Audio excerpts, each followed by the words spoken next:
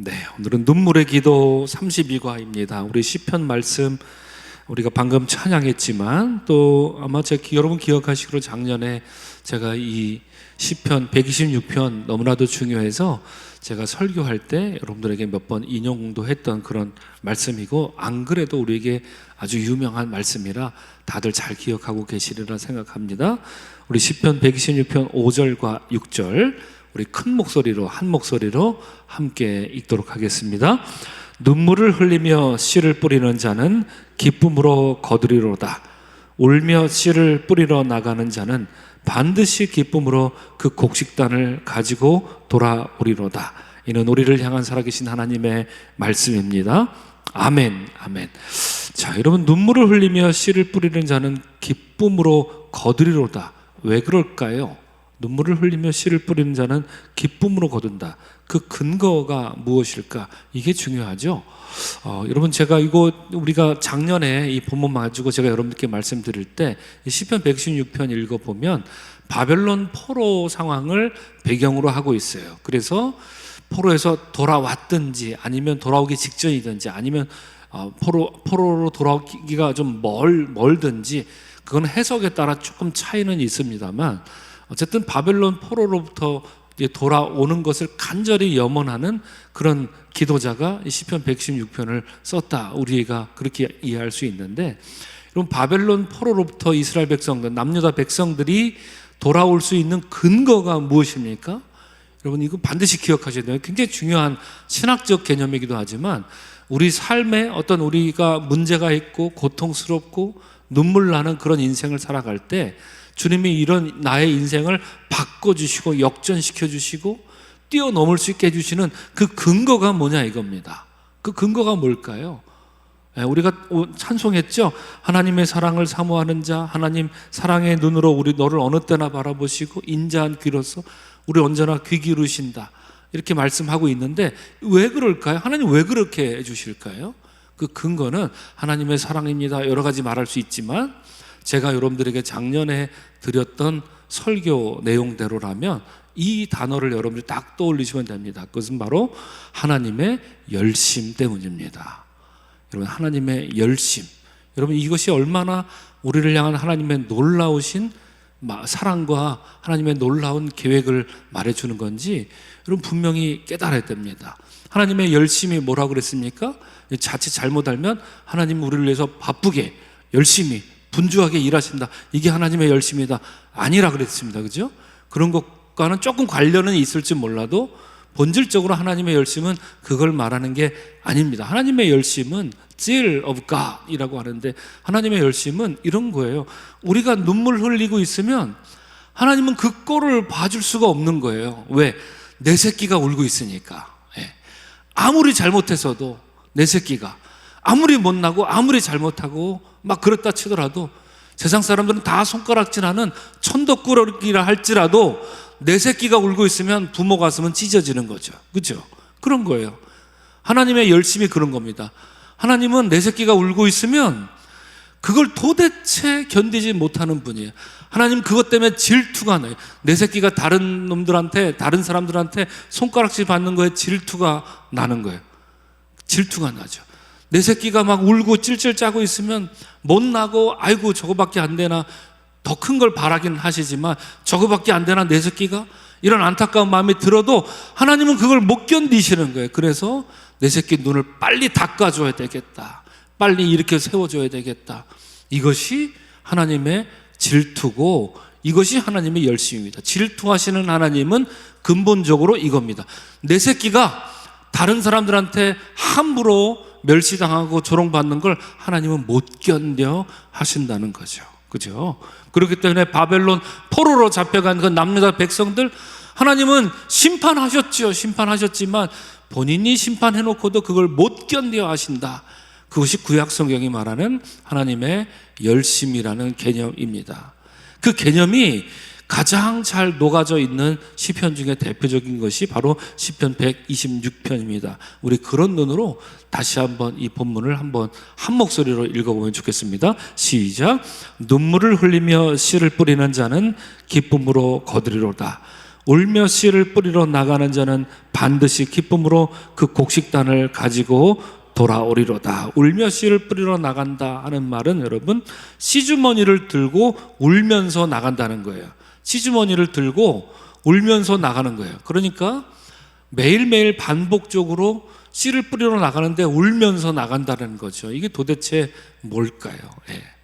그러니까 반복적으로 그의 삶의 고통이, 그의 삶의 아픔과 슬픔이 계속 반복적으로 일어나고 있는 그런 안타까운 상황을 말하고 있는데, 오늘 본문 반드시 기쁨으로 거두리로다.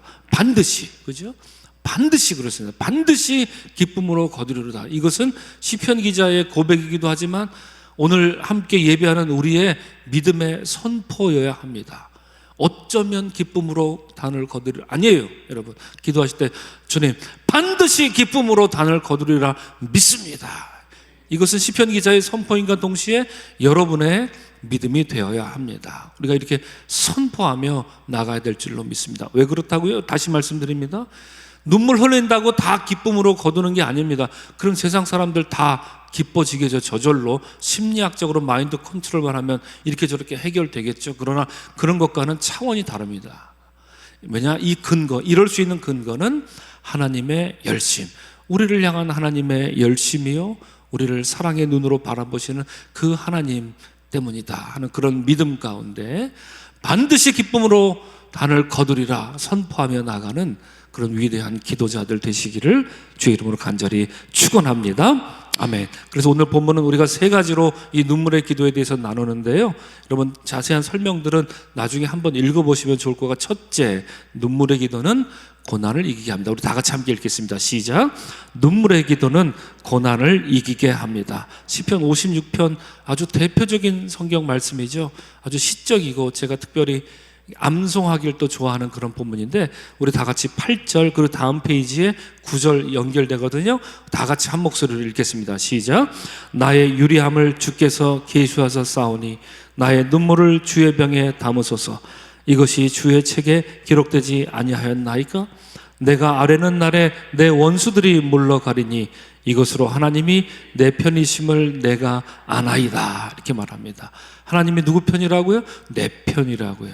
이 참, 하나님이 내 편이면 우리가 세상에서 무엇을 두려워하겠습니까? 두려워할 게 뭐가 있겠습니까? 나의 유리함은 어떤 거죠?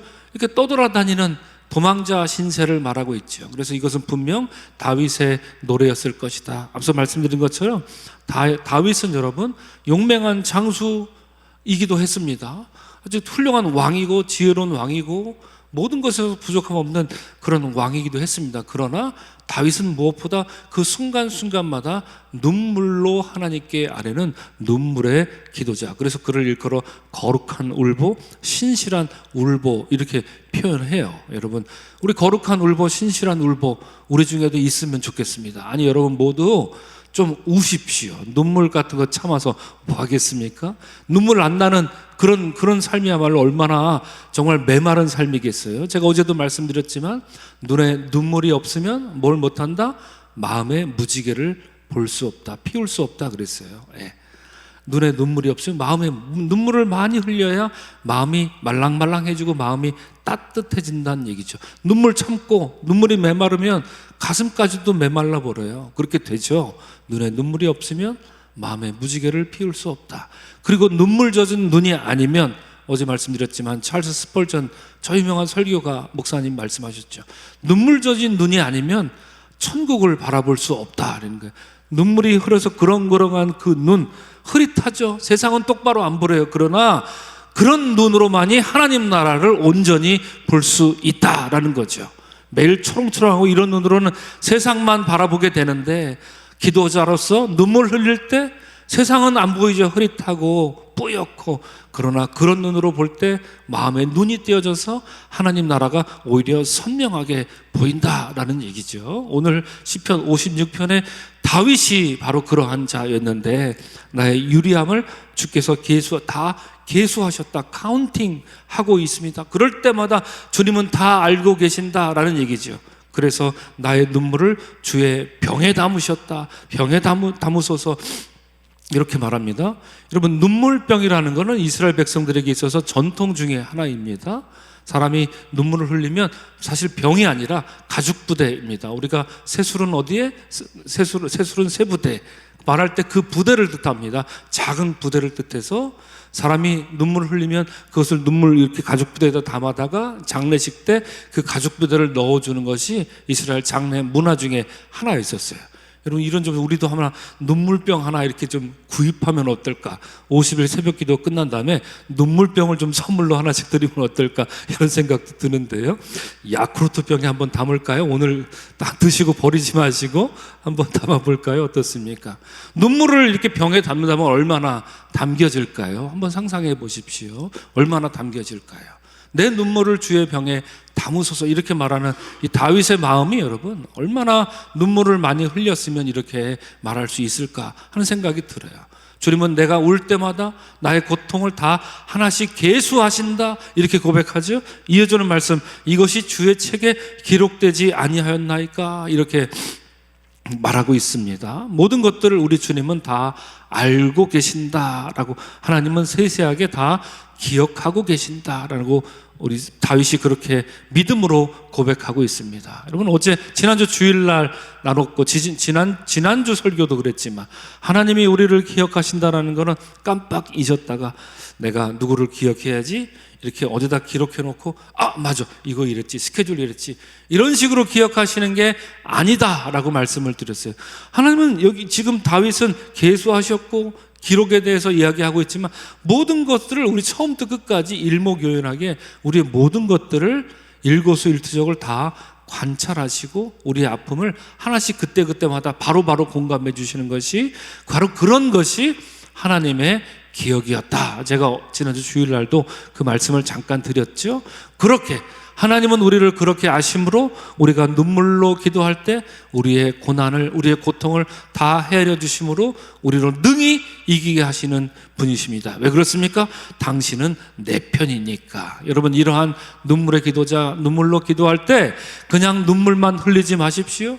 눈물로 기도할 때 하나님이 여러분의 편인 것과 여러분의 눈물을 하나님이 눈물병에 담아주고 있음을 깨닫는 그런 위대한 눈물의 기도자가 되시기를 주의 이름으로 간절히 축원합니다. 아멘. 두 번째, 우리 다 같이 한 목소리를 읽겠습니다. 시작.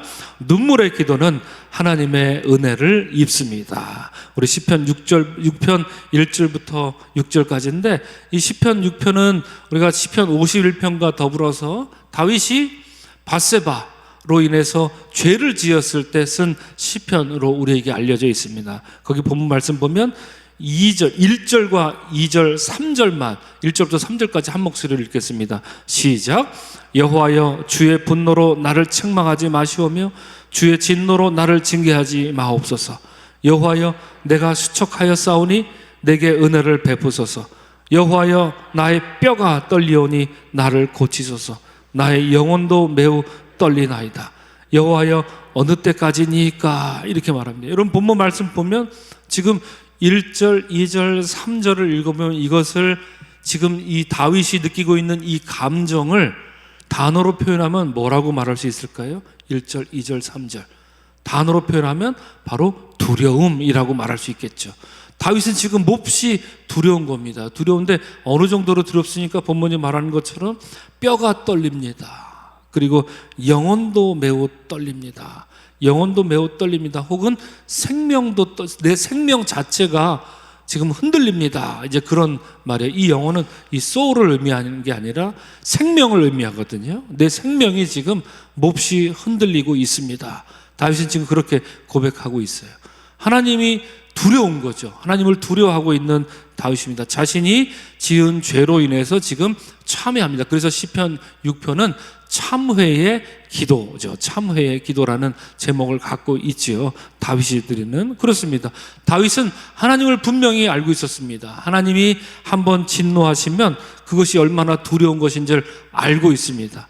두려운 사람들은 어떻게 합니까? 두려운 사람들은 맞섭니까? 두려운 존재한테 두려움을 느끼면서 한번 해봐 막 이럽니까? 아니에요. 두렵지 않을 때, 조금이라도 만만해 보일 때 막 이렇게 까불고 막 이러는 거죠. 정말 두려움은 어떻습니까? 바짝 엎드리게 돼 있어요. 우리가 하나님께 바짝 엎드리지 못하는 이유는 뭔지 아십니까? 우리가 하나님을 온전히 두려워할 줄 몰라요, 인간들이. 그 두려움을 조금씩 망각하고 그냥 뭐 이런다고 뭐 알겠어? 뭐 이런 식이에요. 우리가 하나님 앞에 나아갈 때 뭐 이래도 괜찮겠지. 괜찮네. 지금까지 이래도 괜찮았는데 뭐 앞으로도 이래도 되겠지. 살짝 하나님을 만만하게 바라보는 그런 시선이, 그런 마음이 우리한테 있어요. 이래도 돼. 아이 괜찮아. 다들 그래. 뭐 보고 있겠어. 괜찮아. 뭐 이런 식의 어떤 우리의 신앙. 그러나 다윗은 그렇지 않았습니다.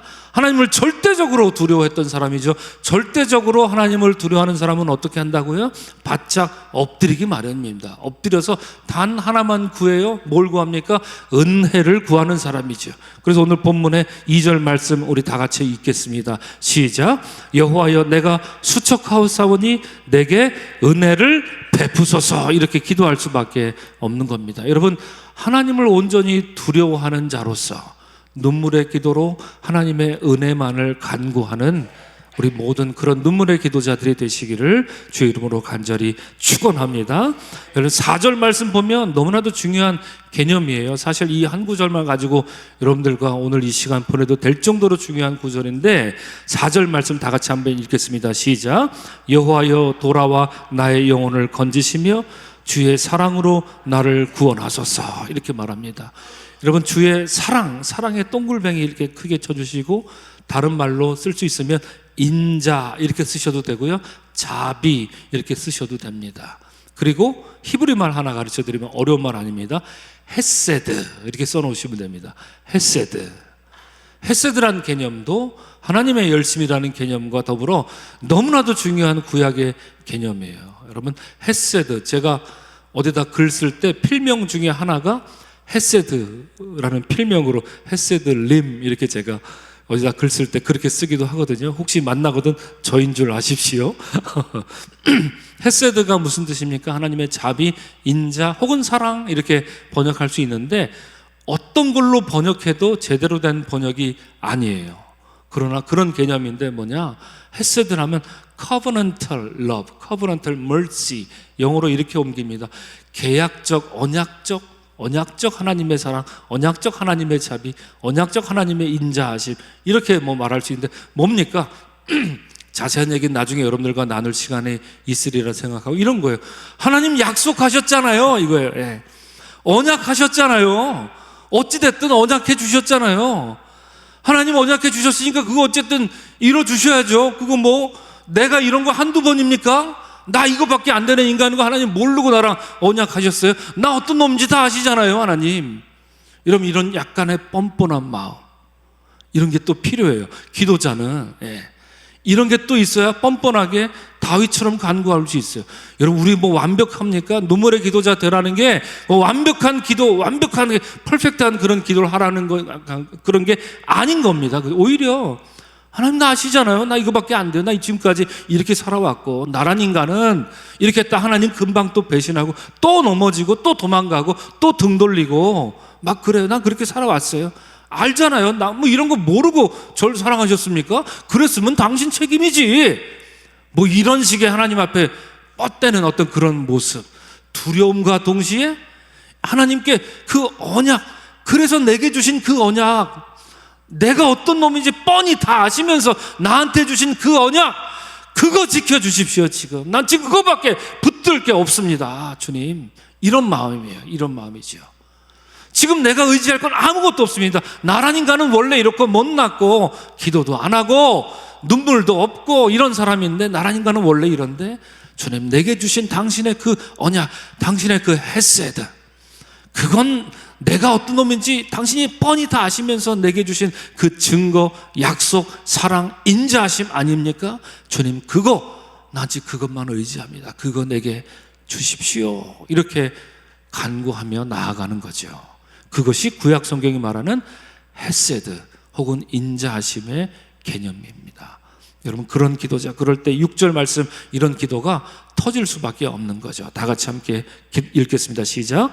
내가 탄식함으로 피곤하여 밤마다 눈물로 내 침상을 띄우며 내 요를 적시나이다. 이렇게 말하고 있습니다. 나단 선지자의 책망을 듣고 가슴이 콩닥콩닥, 가슴이 벌렁벌렁하고 막 정말 미칠 것처럼 두렵고 두려운데 그냥 두려워만 하고 있을 수는 없어서 눈물로 기도하면서 하나님의 언약적 사랑 그 헤세드를 붙들고 하나님 바질거리에 붙잡고 침소에 들어가나 어디 있으나 눈물밖에 흘릴 수 없었던 이 다윗의 기도, 여러분 이런 눈물의 기도자로서 하나님의 은혜를 간구하는 갈망하는 여러분들, 그런 눈물의 기도자가 되시기를 주의 이름으로 축원합니다. 아멘. 3번 세 번째입니다. 다 같이 함께 읽겠습니다. 시작. 눈물의 기도는 역전되게 합니다. 이런 믿으십니까? 아멘입니다. 느헤미야서 1장 4절부터 5절, 우리가 재작년에 벌써 재작년이었던 거야. 작년 봄이었던 걸로 기억하는데 에스라 느헤미야 여러분과 수요일 날 제가 잠깐 나눴던 기억이 있습니다. 우리 4절 5절 말씀 어떤 겁니까? 내가 이 말을 듣고 앉아서 울고 수일 동안 슬퍼하며 하늘의 하나님 앞에 금식하며 기도하여 이르되 하늘의 하나님 여호와 크고 두려운 하나님이여 주를 사랑하고 주의 계명을 지키는 자에게 언약을 지키시며 긍휼을 베푸시는 주여 간구하나이다. 지금 느헤미야가 무엇을 기도하고 있습니까? 이것을 어떤 배경입니까? 느헤미야는 그냥 행복하게 편안하게 살고 있었습니다. 살고 있었는데 여러분 형제 중 하나가 아난이라는 사람이 유대 땅에 갔다가 사람들하고 함께 돌아왔어요. 그래서 유대 땅 어떻습니까? 예루살렘이 어떻습니까? 물어봤더니 그들이 얘기하고 있죠. 하나님 얘기하고 있죠. 유대 땅은 지금 다 환난 중에 있고 황폐했고 불타버렸고 성벽은 다 무너졌고 그렇습니다. 이것을 느헤미야에게 얘기한 거죠. 그랬더니 이 편안하게 바벨론에서 살고 있던 느헤미야가 그 자기 고국을 생각하고 민족을 생각하면서 정말 원통한 마음으로, 분통스러운 마음으로 지금 눈물을 흘리며 하나님께 고통스럽게 기도하고 있는 것이죠. 내 백성을 돌아가게 하옵소서, 내 백성들을 살려주옵소서, 당신의 도성 예루살렘을 복원시켜 주시옵소서, 간절히 이렇게 기도하는 내용이 바로 느헤미야서 1장의 본문 말씀입니다. 여러분 이렇듯 눈물로 간구했던 기도자로 인해서 하나님께서는 그날을 허락해 주셨던 것이죠. 그리하여 이스라엘 백성이 온전히 바벨론에서 포로로 돌아가서 하나님의 도성 예루살렘이 새롭게 복원되고 그 날을 소망하며 하나님의 백성으로 거듭나며 무엇보다도 그때 말씀으로 모든 것들을 해결해 나가려고 했던 말씀의 사람들로 거듭나고자 에스라엘을 비롯해서 이렇게 아등바등 노력했던 그 이유들, 바로 그런 일들이 가능했던 것이 무엇입니까? 바로 느헤미야를 비롯한 이런 눈물의 기도가 있었기 때문입니다. 눈물의 기도자는 하나님의 언약, 하나님의 인자하심만 간구하는 사람이기 때문에 눈물로 간구할 때 어떤 큰 힘이 있습니까? 우리가 생각한 것보다 훨씬 더 큰 은혜가 우리에게 임합니다. 우리가 상상할 수 없는 그런 일이 우리에게 벌어집니다. 벌어질 때 깜짝 놀라서 입을 다물 수 없는 그런 일을 우리에게 주시는 그런 은혜를 입게 되는 것이죠. 바로 그것이 역전시키는, 눈물의 기도는 역전을 경험하게 된다라고 하는 것이겠죠.